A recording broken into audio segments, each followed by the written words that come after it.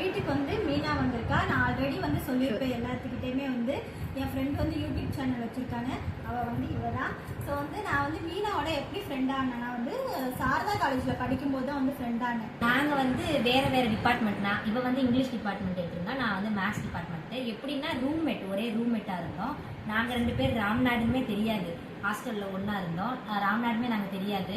சும்மா வரும்போது நீங்கள் எந்த ஊருன்னு பேசும்போது தான் ராம்நாடு, நீங்களும் ராம்நாடு, நானும் ராம்நாடு தான், எந்த ஸ்கூலில் படிச்சீங்க அப்படின்னு கேட்கும்போது நான் வந்து ஸ்வாட்ஸ்ன்னு சொன்னேன். நானும் ஸ்வாட்ஸில் தான் படித்தேன் அப்படின்னு சொன்னான்.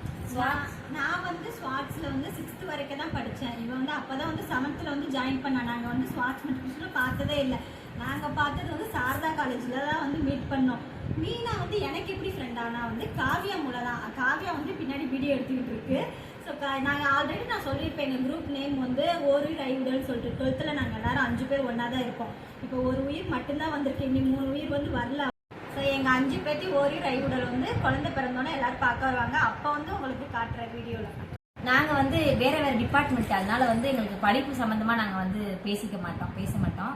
சாப்பாடு விஷயத்தில் நானும் ராம்நாடு, இவங்களும் ராம்நாடா. ஸோ வந்து ஒன்றா போவோம் எல்லாரும். இங்கேருந்து வீட்டுக்கு மாதம் ஒரு நாள் விடுவாங்க.